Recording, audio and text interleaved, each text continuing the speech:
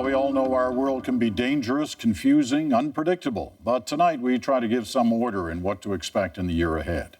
We asked the Turning Point panel to come up with their top 3 areas they'll be watching and why. Janice Stein is a founding director of the Munk School for Global Affairs. Ray Boisvert is a former assistant director of CSIS. Saeed Khan is a Middle East historian at Wayne State University. And Sam Nutt is the founder of War Child Canada. Their thoughts in a moment, but first, their picks.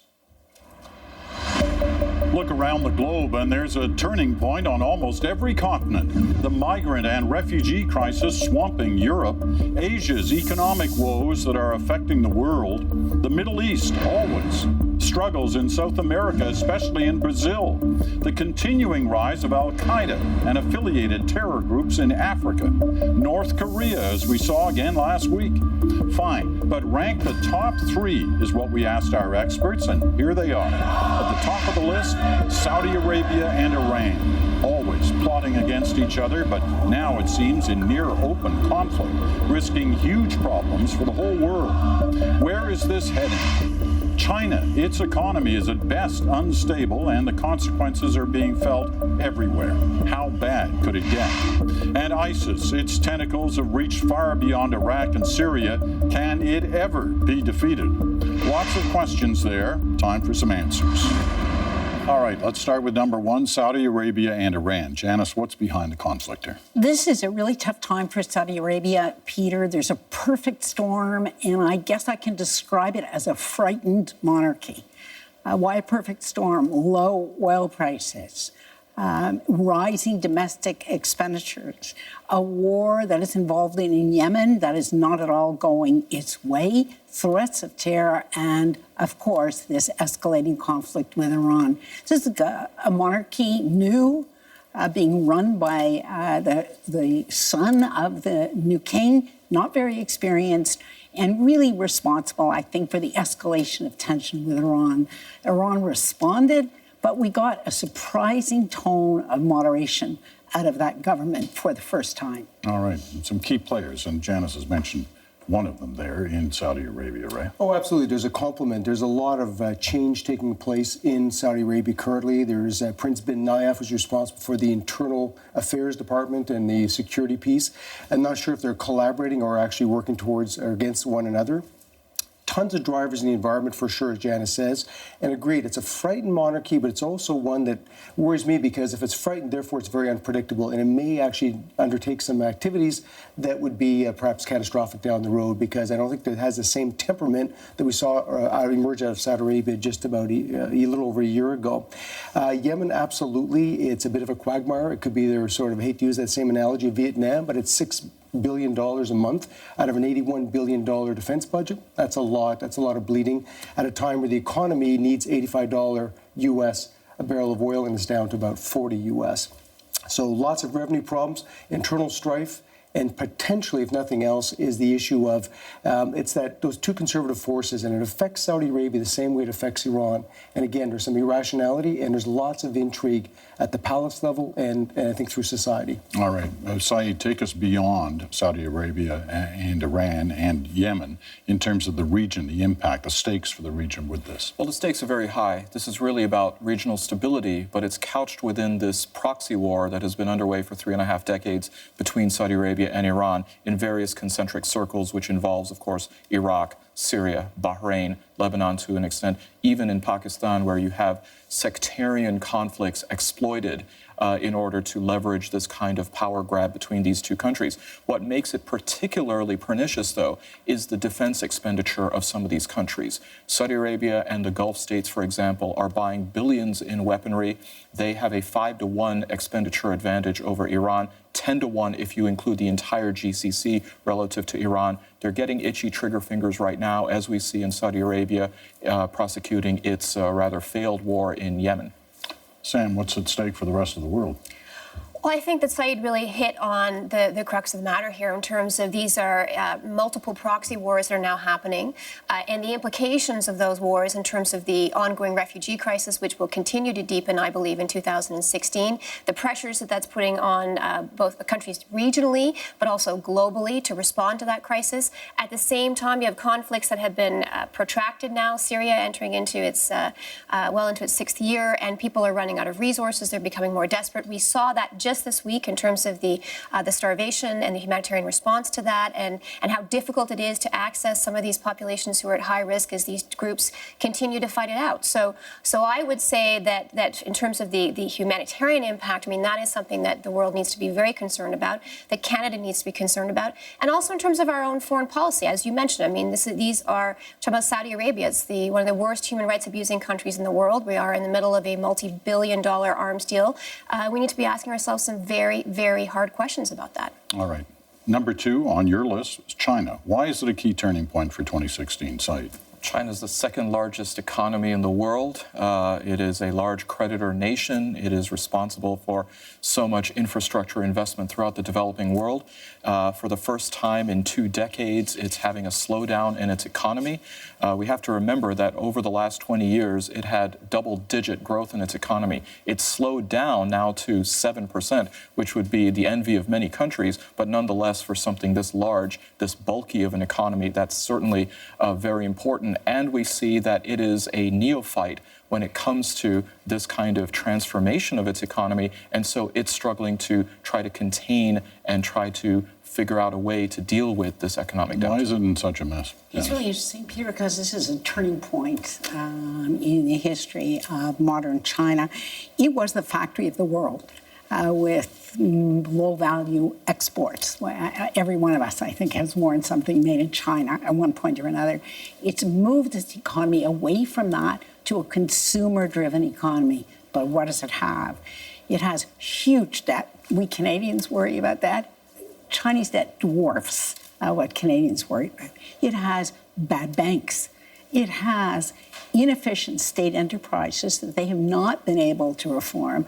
And finally, the government manipulates all the levers in a way that is really inconsistent with what it's doing, which is creating the renminbi as an international currency.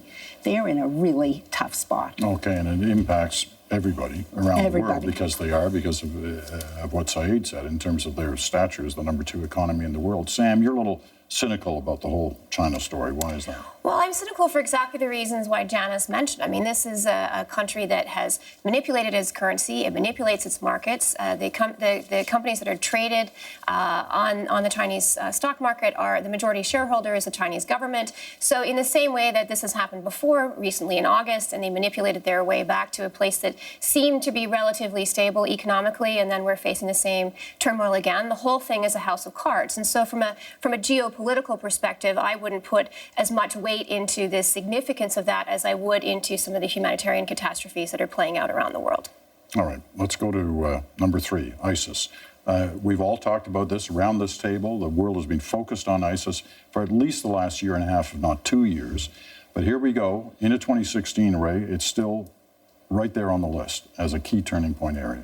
Why? Absolutely. We may witness, though, in 2016, the end of the expansion of ISIS, only because the pressures that are coming to bear upon it will probably be pretty important this year. There's usually 3 things that really impact those kind of situations. Typically, it could be a case of, well, the insurgency runs out of steam, or the conflict, the players get worn out, and of course they move on. In this case, that's not likely because it's an existential threat to all of them. So they'll carry on till the bitter end. Other sort of things that could happen is the interested parties, they themselves lose interest in whatever happens in a particular zone. You might also get the factor that, like we saw during the 1980s with Russia dealing with Africa, they get easily distracted in terms of the old Soviet Union. So there's a possibility that some of the vested interest in that part of the world will remove some of the investments they're making, or some of the allowances or tolerance they have to those proxies operating in that zone. Big game changers, though, it really comes down to Russia. It, too, is costing it about $1 billion a month. This had some important cost in human terms, downing of an airliner and other things. And as a result, then it also comes down to Turkey, who's the closest impact player who is now increasingly starting to focus on an issue. The bombing in Istanbul today is probably a good example of the counter-reaction to what they fear as being a lot more Turkish interest and a lot more alliance with the West in dealing with it. The conventional wisdom has always been to defeat ISIS, you've got to take its territory away so we can no longer claim a caliphate. How is ISIS evolving in the wake of that happening? And it seems to have been happening in these last few months, Saeed. I think that the rhetoric of ISIS is going to evolve. I think you're absolutely right that there has been a kind of territorial stasis, in fact, even a reduction of territory in Iraq.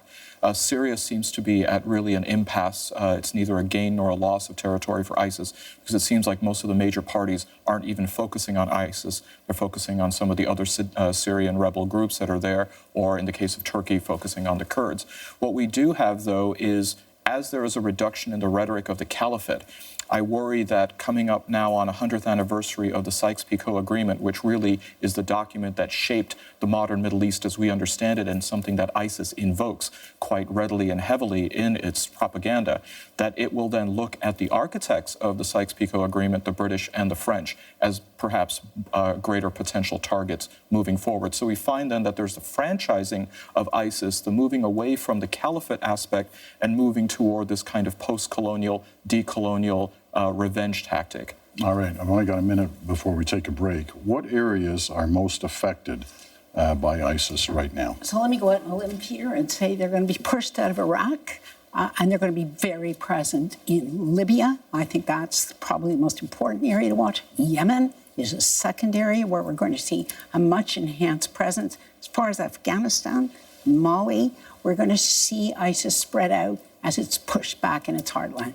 Sam.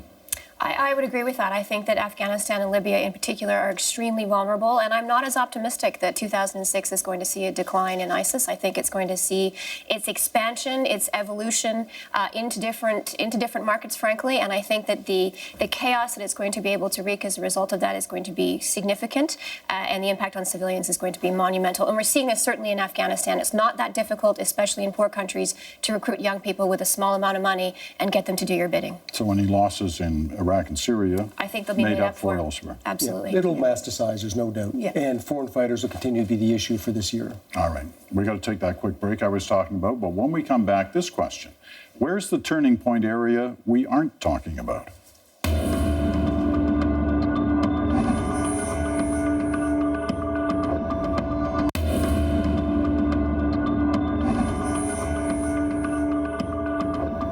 And welcome back to The Turning Point. Janice, Saeed, Ray, and Sam are all here for this final question. Where's the area that we haven't mentioned that we should be talking about? Sam.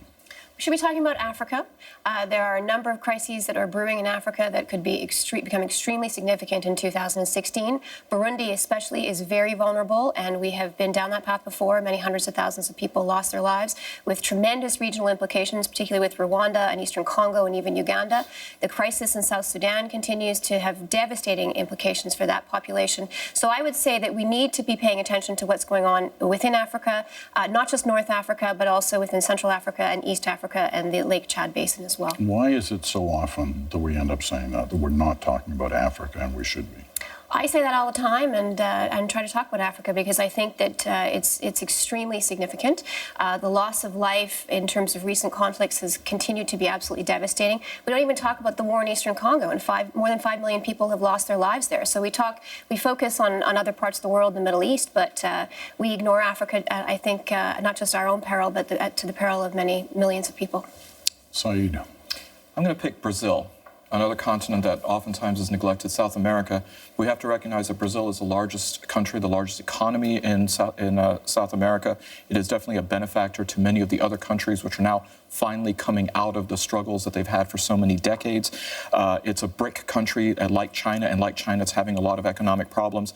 Public debt, 70% of its GDP. The debt resettlement is 7% of its GDP. The president, Dilma Rousseff, is in trouble. Allegations that she understated the budget, calls for her impeachment, corruption charges which may stick to many of her officials. This at a time when there's high inflation, high recession, as well as the attempt to host the Olympics in August. It's going to have a major impact on a lot of economies in South America, as well as, of course, reversing this process of bringing people out of of poverty that had been going on in Brazil. And the world will be focused, at least for that month, on Brazil because of the Olympics. You're quite right on that. Ray. One word, cyber. I think cyber attacks will intensify in 2016. In the past year, it affected about 595 million people around the world, cost the global economy about $500 billion US. It's that one thing that we don't talk about enough in my estimation. We saw 2014, there was all these great big attacks focusing on businesses such as Target stores, all these point-of-sale attacks. 2015 transitioned to personal identifiable information, personas, people, their names, their identities. The value of that rose substantially. We're going to see an intensification of that because it works. Spear phishing has become a very, very useful and very effective tool. A lot of that's based on information culled from their own social media profiles, so that when you do get that spear phishing email, whether you're working at the Acme Corporation or you're sitting at home on your home computer, you're very likely now to click that blue link because you will believe that that email comes from somebody you know. The other big target group is going to be small and medium-sized business, partially because, again, a sophistication issue. Mostly it's going to be the idea that through the same approach about devouring social media and a whole bunch of information on LinkedIn or other things that companies put on the web, they are going to, as malware as a service is sold around the world, that individuals, small organized criminal groups, can go to these larger entities and rent that hacking service to go after a small and medium-sized business. That's going to be very transformative this year, and the costs will keep on going up, and responsibility on those is going to be huge. You get the last word. Two big ones. First, Russia, that we've really taken our eye off in the last year. Aging, angry, insulted bear. And none of us should be poking that bear in the eye. Declining, old, crumbling economy, crumbling ruble, oil exporter, with a really authoritarian muscle man at the top who's likely to do something when the pressure gets great. So that's an area to watch for sure, and not only in his own neighborhood, but as we've seen in Syria as well. And of course, our neighbor to the south, that is going to have a presidential election. And if you take Bernie Sanders out of this, let's think about this. Every single presidential candidate is going to be more hawkish and more inclined to use military force in the world than is Barack Obama. All right. Thanks to all of you. We're out of time. And thanks to you as well.